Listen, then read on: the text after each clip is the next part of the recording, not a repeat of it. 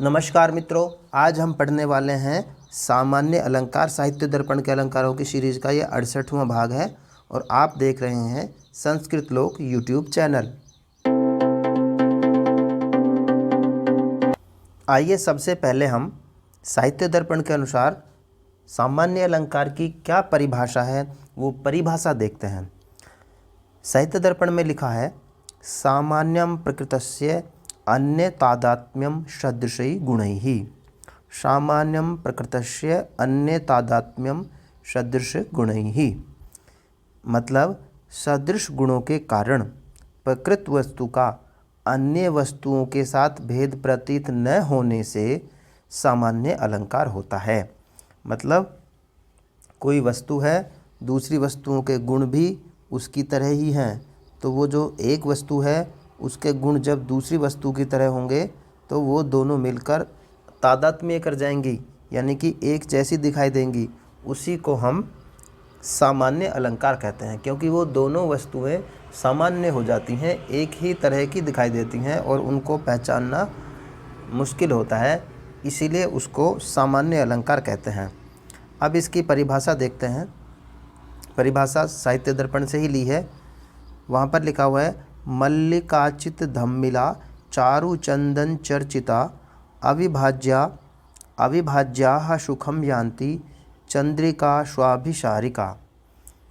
मतलब कहते हैं कि जिनका केश पाश मल्लिका के शुक्ल पुष्पों से आच्छादित है और अंग सब शुक्ल चंदन से सुलिप्त हैं, और वे शुक्ल अभिसारिकाएँ चंद्रिका में मतलब चांदनी में सुख से गमन करती हैं, निशंक होकर गमन करती हैं, पहचानी नहीं जाती। अब यहाँ पर क्या है कि वो अभिसारिकाएँ किस तरह की हैं? शुक्ल अभिसारिकाएँ हैं। और उन्होंने क्या किया हुआ है, उनका जो केश पाश है, मतलब जिनके जो बाल हैं उनमें शुक्ल पुष्प गुंथे हुए हैं, शुक्ल पुष्पों से पूरा ढका हुआ है ये समझ लो बाल। और उनके जो अंग हैं उनमें सब में शुक्ल चंदन लगा हुआ है, सफ़ेद चंदन लगा हुआ है। तो इससे क्या हुआ कि वो है भी शुक्ल अभिसारिकाएँ, सफ़ेद हैं। उनके बालों पर भी क्या लगा हुआ है? सफ़ेद पुष्प लगे हुए हैं। उनका जो मुख है वो भी शुक्ल है, उनके जो अंग हैं उन पर भी शुक्ल चंदन लगा हुआ है। तो सब कुछ शुक्ल लगने से क्या हुआ कि वो शुक्ल ही हो गई सारी, ऊपर से नीचे तक। तो जब वो बिल्कुल शुक्ल हो गई तो जब वो चंद्रिका में यानी कि चांदनी में जब वो घर से बाहर जा रही हैं रात के समय, तो उनको बिल्कुल पहचानना मुश्किल नहीं हो गया है। उनको पता ही नहीं चल रहा है कि यहाँ से कोई अभिसारिका निकल कर जा भी रही है। तो इससे क्या हुआ कि वो दोनों तादात्म्य कर गई, चंद्रिका और वो शुक्ल अभिसारिकाएँ, क्योंकि जो चंद्रिका है वो भी शुक्ल है और जो अभिसारिकाएँ हैं वो भी शुक्ल हैं।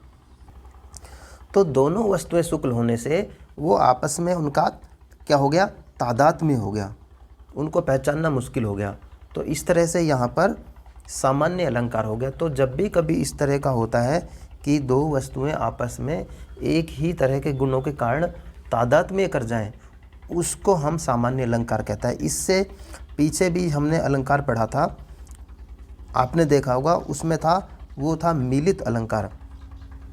तो उसमें क्या हुआ? उसमें यह था कि चीज़ें छिप जाती थी, इसमें चीज़ें छिपती नहीं हैं, इसमें वो तादात्म्य कर जाती हैं।